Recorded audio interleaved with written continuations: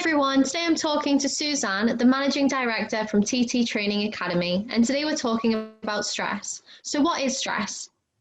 Well, it's a state of sort of mental and emotional strain or tension that's caused from an adverse or sort of some demanding circumstances. A little bit of stress is good, it helps us focus and keeps us motivated. When it becomes an issue is when it gets a little bit too big for people, and then it will manifest itself in very different ways. And what are some of the symptoms people can experience when they're stressed? Okay, so there's emotional, mental, physical, different ways that they can actually, and behavioural, of course, ways that they can actually show that they're stressed out. You could have someone that becomes quite irrational or snappy, with mood swings, having those muddled thoughts, when you just can't focus on a little bit confusing. What I would like to go through is definitely some of the physical, because our body is amazing and it tells us when it's not doing very well. You're not doing very well, but unfortunately what happens is we choose to ignore it and we just carry on regardless. So I would imagine that when you get stressed, you know how it comes physically with yourself. What would you say? I get a lot of headaches when I'm stressed. So mine will go straight in my stomach, or my low back actually as well. So if I'm stressed, it's about stopping and recognizing, I'm not doing very well here. But what tends to happen, we don't associate it with the stress. And we carry on. So at some point it'll come and get you, but what happens is we just tend to keep going and keep enduring that sort of stressful situation. So you can have headaches, increased depression, insomnia, stomach aches, lots and lots of different symptoms, and everybody's different. They have their own way that stress will manifest itself. And what are some of the causes of stress?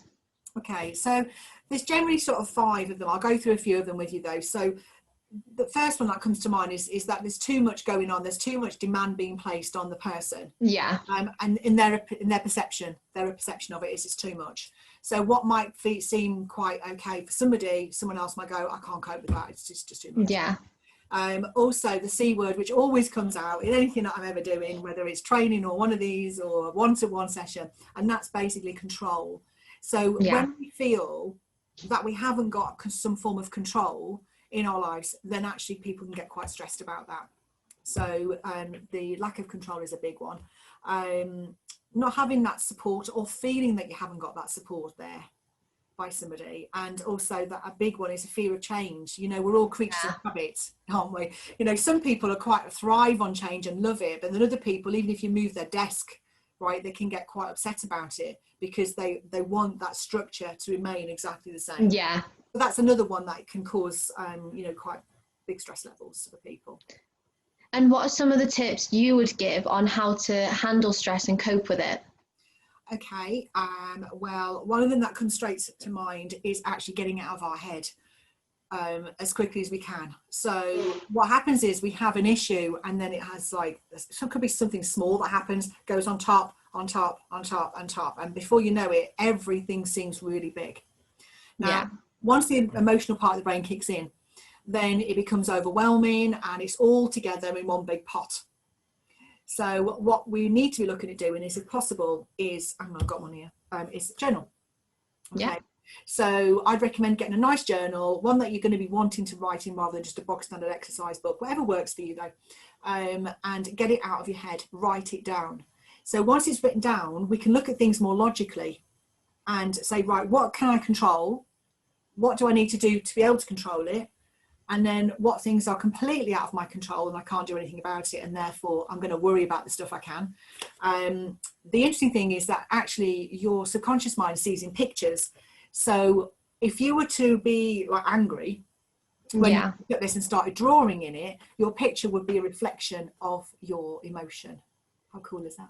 That's pretty cool. So even the colours that you use to actually draw the picture is really important to how you're feeling. So you don't need to necessarily write down.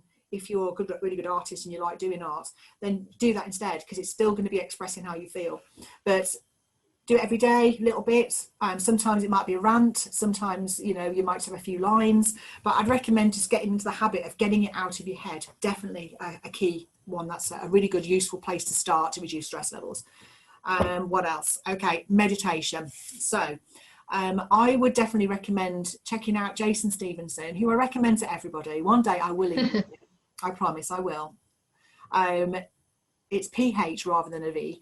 Have a look on YouTube for Jason Stevenson meditation. Okay, he's an absolute guru in meditation. So I'm a meditation teacher. Several of my counsellors are meditation teachers. Yeah. But he's just got this beautiful voice which allows you just to relax and chill out. So I listen to him every single night when I'm meditating. I do guided meditations with him. And the thing to remember as well is your subconscious mind doesn't go to sleep. So when you're asleep, it's still working. Yeah. If you're feeding it good stuff, like calming everything right down, then in the morning you're in a much better place as well. So create that habit of meditating every single day. Key.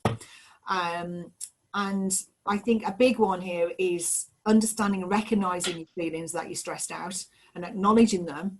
But also make sure you talk to someone, you know, even if that's, you know, a family member or a friend, someone at work. You know, it's really important not to keep it all bottled up, because then the stress levels just increase.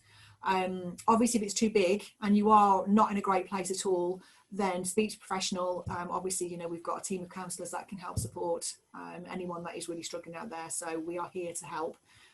So yeah, I mean, obviously mindfulness and breathing exercises as well. So there's plenty of things to actually help deal with stress. But I think the first key thing is to recognise you're actually feeling stressed. Yeah. Yeah. Thanks for all them tips, Suzanne. I know there's a few in there that I think I should start implementing in my lifestyle, and a few that I already use myself and find really helpful. Anyone out there who is needing any help with stress, feel free to reach out to TT Training Academy. And if you want any more information about stress and how to cope with it, and even stress in the workplace, make sure to check out the article. Thanks for having me. Thank you.